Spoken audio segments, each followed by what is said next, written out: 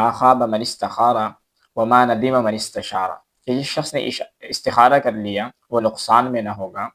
اور جس شخص نے مشورہ کر لیا وہ پشیمان نہ ہوگا۔ کوئی بھی مستحب کام ہو، کوئی بھی مباح کام ہو، جس کے انجام میں آپ کو تردد ہو رہا ہو، شک ہو رہا ہو، چاہے وہ کاروباری شراکت داری ہو، آپ کہیں کوئی رشتہ کرنے جا رہے ہیں، آپ بیرون ملک ملازمت کے لیے جا رہے ہیں، کوئی پلاٹ خریدنے آپ جا رہے ہیں، کوئی بھی ایسا کام جو مستحب ہو یا مباح ہو، اس سے پہلے آپ استخارہ ایک دفعہ کر لیں یا اہل فن کے لوگوں سے مشورہ کر لیں۔ اور یہ استخارہ نبی کریم صلی اللہ علیہ وسلم کی تعلیمات میں سے، حضرت جابر بن عبداللہ انصاری رضی اللہ تعالیٰ عنہ سے روایت ہے،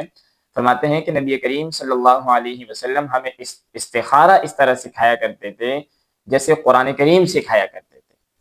اور ایک روایت میں ہے کہ ہم استخارہ کی تعلیم اس طرح دیا کرتے تھے جیسے نماز کی تعلیم دیا کرتے تھے۔ تو آج کل بعض لوگ جو ہیں وہ اپنے کسی مسجد کے امام کے پاس استخارے کے لیے چلے جاتے ہیں، یا کسی پیر عامل بزرگ کے پاس چلے جاتے ہیں، یا کسی متقی کے پاس چلے جاتے ہیں۔ اچھی بات ہے ان کی عزت کرنا اور ان کو احترام دینا اور ان پر اعتماد کرنا، لیکن ان روایات سے ہمیں یہ پتہ چلتا ہے کہ نبی کریم صلی اللہ علیہ وسلم کے زمانے میں اگر استخارہ کسی اور سے کروانا زیادہ افضل ہوتا تو نبی کریم صلی اللہ علیہ وسلم صحابہ اکرام کو نہ سکھاتے، بلکہ ان سے فرماتے کہ میرے پاس آؤ اور میں آپ کے لیے استخارہ کر لیتا ہوں، لیکن ہمیں ایسا کوئی واقعہ نہیں ملتا۔ اور اگر آپ نے نہیں بھی کہا تو صحابہ اکرام رضوان اللہ علیہم اجمعین ازراہ عقیدت آپ کے پاس آ جاتے اور آپ سے استخارہ کروا لیتے، لیکن ہمیں صحابہ کرام کی زندگی سے بھی کوئی ایسا واقعہ نہیں ملتا۔ تو اس لیے انسان کو چاہیے کہ استخارہ اپنے لیے خود کرے، تھوڑی سی محنت مشقت کر کے استخارہ اپنے لیے خود کرے۔ اور پھر کسی اور سے استخارہ کروانے کے بڑے نقصانات بھی ہیں۔ بعض دفعہ کسی سے استخارے کے لیے کہہ دیتے ہیں، وہ حامی بھر لیتا ہے، اور پھر اس کے پاس وقت نہیں ہوتا یا سستی اور کاہلی کی وجہ سے وہ استخارہ کر نہیں پاتا، اور آپ پھر اس سے فون کر کے پوچھتے ہیں جی میرا استخارہ ہو گیا ہے، تو وہ استخارہ کیے بغیر ہی آپ کو جواب دیتا ہے جی ہاں آپ کا استخارہ ہو گیا، آپ کام کرنا شروع کریں۔ پھر جب آپ کام شروع کرتے ہیں تو اس میں نقصان پہ نقصان اٹھائے جا رہے ہوتے ہیں، تو آپ پھر کہتے ہیں کہ میں نے تو استخارہ بھی کروایا، حالانکہ اس نے استخارہ کر کے ہی نہیں دیا ہوتا آپ کو۔ تو اور بعض دفعہ لوگوں نے جو ہے دوسرا بڑا نقصان اس کے یہ بھی ہیں کہ لوگوں نے اس کا کاروبار اب شروع کر لیے ہوئے کہ جی ہم سے استخارہ کرواؤ، 1000 روپے میں کرواؤ، 2000 روپے میں ہم سے استخارہ کرواؤ، اور لوگ دھڑا دھڑ ان سے جو ہے نا استخارے کروا رہے ہیں، پتہ نہیں وہ استخارہ کرتے بھی ہیں یا نہیں کرتے، لیکن یہ ہے کہ لوگوں نے اس کو بزنس شروع کر لیا ہوا ہے۔ اور آج کل تو بلکہ ٹی وی پہ لائیو استخارے چل رہے ہوتے ہیں، پیر صاحب کو دھڑا دھڑ کھالے آ رہی ہوتی ہیں، فونز آ رہے ہوتے ہیں، جی ہمارے لیے استخارہ کرے، اور پیر صاحب ادھر سے دھڑم جواب دیتے ہیں جی ہاں آپ کا استخارہ ہو گیا، فلاں کام کرنا شروع کرے۔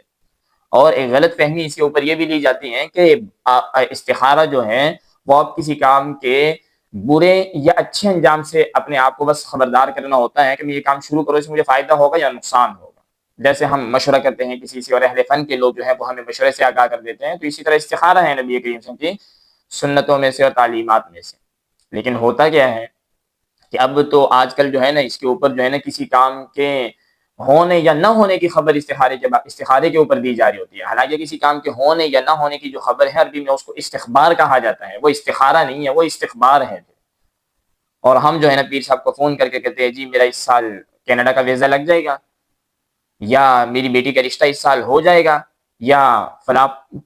پلاٹ جو ہے وہ مجھے مل جائے گا، اور پیر صاحب جو ادھر سے دھڑم جواب دے دیتے ہیں جی ہاں آپ کا کینیڈا کا ویزا اس سال لگ جائے گا، آپ کی بیٹی کا رشتہ اس سال پکا ہو جائے گا،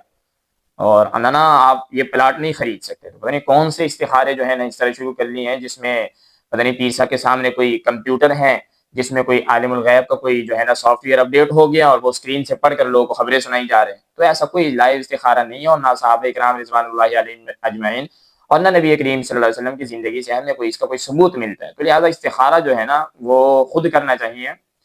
اور اپنے کوئی بھی کام ہو اس کے بارے میں خود استخارہ کرنا چاہیے۔ ہاں اگر آپ نہیں کر سکتے ہیں، بہت ہی زیادہ مسئلہ ہے، تو پھر آپ کسی سے کروا لیں، لیکن وہ بھی پھر ایسا کوئی متقی اور کوئی ایسا عالم دین بندہ ہو کہ جس پر آپ کو مکمل اعتماد ہو کہ یار یہ میرا کام صحیح طریقے پر کرے گا۔ بہرحال اللہ تعالی ہمیں عمل کرنے کی توفیق عطا فرمائے۔